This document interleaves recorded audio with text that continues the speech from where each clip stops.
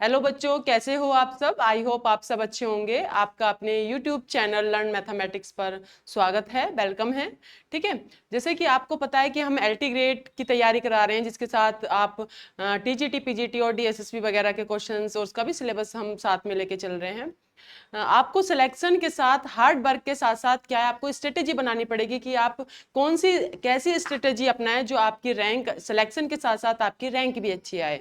जैसे कि मैं एक सिलेक्टेड पर्सन हूं, तो मैंने जो अपने लिए स्ट्रेटेजी अपनाई थी, है ना, तो वो मैं आपके लिए आपसे डिस्कस करना चाह रही हूँ। ठीक है, तो चलो चलते हैं। और सबसे पहले जरूरी है कि अपने अंदर कॉन्फिडेंस लाइएगा। ठीक है, किसी भी बिल्कुल घबराना नहीं है आपको कि एग्जाम की, जैसे एग्जाम की डेट आ गई है आपकी, आपका 6 दिसंबर को मैथमेटिक्स का एग्जाम है एलटी ग्रेड का।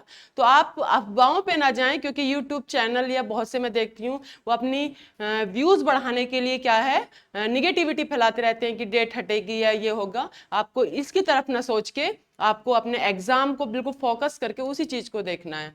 ठीक है, तो चलो चलते हैं। सबसे पहले हम देख लेते हैं कि आपको मैं ये बता देती हूँ कि जो नए बच्चे हैं जो हमारे साथ जुड़ना चाहते हैं, लर्न मैथमेटिक्स के साथ अपने ग्रुप के साथ जुड़ना चाहते हैं, तो आप इस टेलीग्राम को ज्वाइन कर लीजिएगा, जिस पे आपको पीडीएफ प्रोवाइड कराई जाती है, और ये आपका व्हाट्सएप ग्रुप है। ठीक है, इन दोनों को ज्वाइन कर लेना। और या फिर आप जिस एजुकेटर से पढ़ रहे हैं एक पे ही फोकस करिएगा। ये नहीं है कि अगर मैं आपको अच्छी लग रही हूं तो आप मेरी तरफ भी जा रहे हैं। कुछ लोग एजुकेटर क्या करते हैं यूट्यूब पे, है ना, कि जो है आग लगा देंगे, ये वो इस तरीके से कि आग लगाने वाला क्वेश्चन। आपको अपने ऊपर कॉन्फिडेंस लाना है। ठीक है, एक एजुकेटर, मुझे लगता है कि आप जब चारों तरफ भागेंगे ना, तो आपकी जो तैयारी होगी, आपका कॉन्फिडेंस लो होगा। ठीक है, तो अपनी सेल्फ प्रैक्टिस करिएगा, और जिस एजुकेटर से आप पढ़ रहे हैं उस पे ही एक या दो पे उसी पे ध्यान, उसी पे फोकस करिएगा। प्रैक्टिस सबसे ज्यादा इंपॉर्टेंट है आपके सिलेक्शन के लिए। स्ट्रेटेजी तो है ही। ठीक है, तो ठीक है, चलो आगे चलते हैं। सबसे पहले हम सिलेबस के बारे में डिस्कस कर लेते हैं।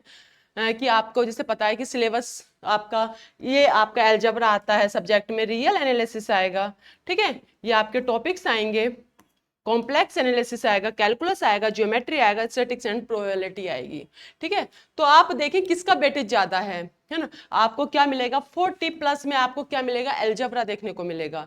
ठीक है, मतलब 40 प्लस क्वेश्चंस, आपके जितने भी क्वेश्चन आते हैं उसमें 40 150 क्वेश्चन है अगर, तो 40 क्वेश्चन आपको, या मैथमेटिक्स के 120 क्वेश्चन आते हैं, तो आपको 40 प्लस में आपको अलजेब्रा देखने को मिलेगा।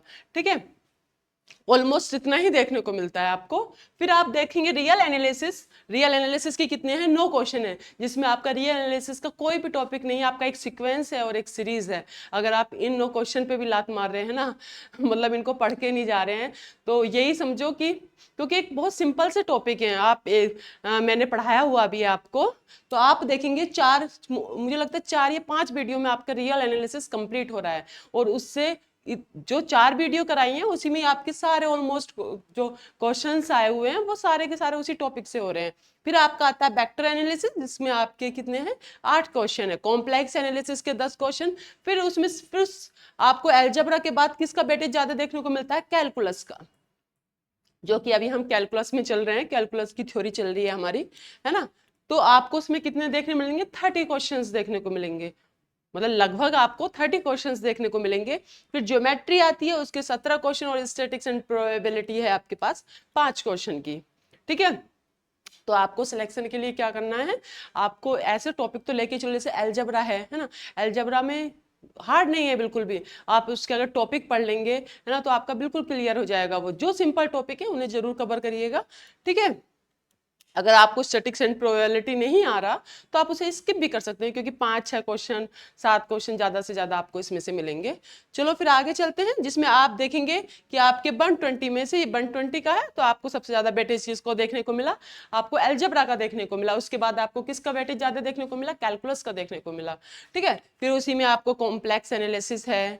ठीक है, इस तरीके से आपको देखने को मिलेगा।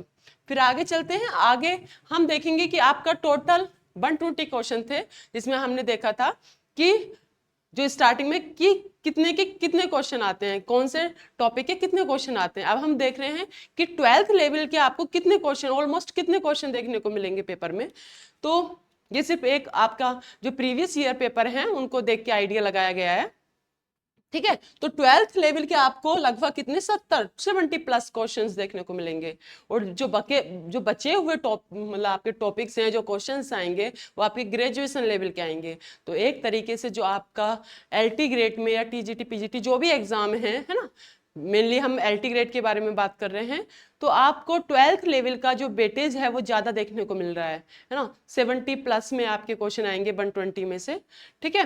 तो आप अगर 12th का देखें तो अलजेब्रा में से 11 क्वेश्चन आ जाते हैं। ठीक है। सेट रिलेशन और फंक्शन भी हालांकि अलजेब्रा का टॉपिक है, उसके भी 8 क्वेश्चन आए, तो आप अगर इन दोनों को ऐड करें तो आपके कितने हो गए 19 क्वेश्चन हो गए। तो लगभग 20 क्वेश्चन के आसपास आपको अलजेब्रा का देखने को मिलेगा। ठीक है। फिर आप क्या करें, वेक्टर अलजेब्रा है, कितने हुए 3 क्वेश्चन देखने को मिल रहे हैं।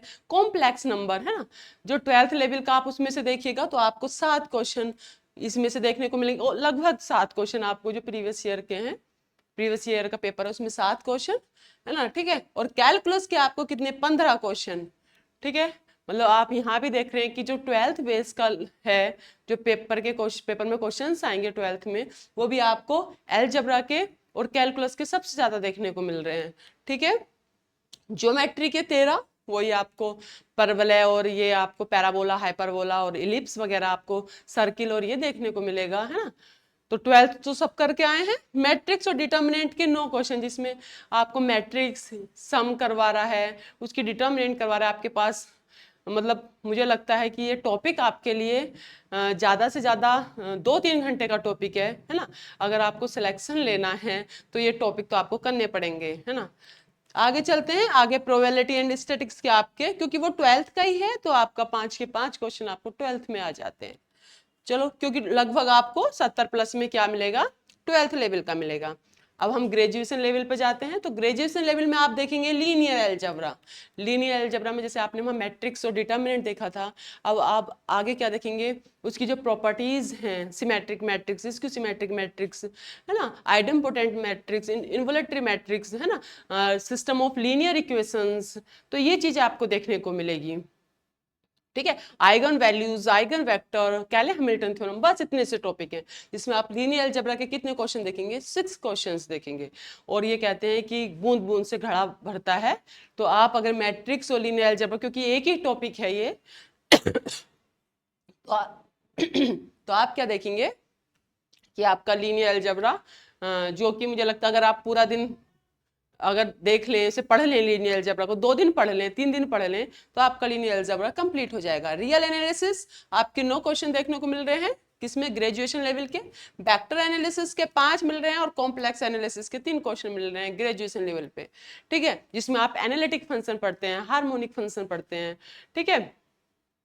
और आपका आर्गुमेंट वगैरह निकालते हैं, जो उसका एंगल निकालते हैं। ठीक है। वो सारा आपका कॉम्प्लेक्स एनालिसिस में चला जाता है। फिर कैलकुलस के यहाँ पे भी आपको 6 क्वेश्चन देखने को मिल रहे हैं। ज्योमेट्री के 4 क्वेश्चन, डिफरेंशियल इक्वेशन के 9 क्वेश्चन। आप देख रहे हैं डिफरेंशियल इक्वेशन आपकी फर्स्ट डिग्री और फर्स्ट ऑर्डर की इक्वेशन, उसके 3-4 मेथड होते हैं, और आपके देखते ही क्वेश्चन हो जाता है। तो अगर आप इस टॉपिक को जरूर कंप्लीट करके जाइएगा है ना। एक डिफरेंशियल इक्वेशन का एक छोटा सा पार्ट दिया हुआ है आपको डिफरेंशियल इक्वेशन का। ठीक है। First order and first degree, आपको पता है ऑर्डर क्या होता है, सबसे पहले एक आध क्वेश्चन वो ऑर्डर और डिग्री पे ही पूछ लेता है। फिर ग्रुप थ्योरी के आपके पास आएंगे 8 क्वेश्चन है ना, लगभग इतने 8 क्वेश्चन ग्रेजुएशन के। तो ग्रुप में आपका साइक्लिक ग्रुप, ग्रुप का ऑर्डर, एलिमेंट का ऑर्डर, अवेलियन ग्रुप, नॉर्मल सब ग्रुप। ठीक है।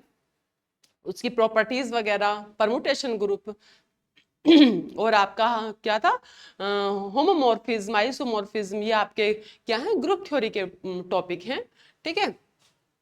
तो आप देखिएगा कि ये आपके लगभग ऑलमोस्ट आपको इतना इस रेंज में ही क्वेश्चन रहेंगे आपके, जो जहां तक मुझे लगता है एग्जाम में जो आपका दिसंबर में होने वाला है। अब आपको अटेम्प्ट स्ट्रेटेजी, आपको क्या करना है, सिलेक्शन चयन के लिए कितने % हल करने होंगे आपको, वो देखते हैं कि क्योंकि आपका बहुत बच्चों का क्वेश्चन रहता है और वो जब क्वेश्चन अटेम्प्ट करते हैं तो सोचते हैं कि हम कितने क्वेश्चन अटेम्प्ट करें कि जो हमारा सिलेक्शन हो जाए।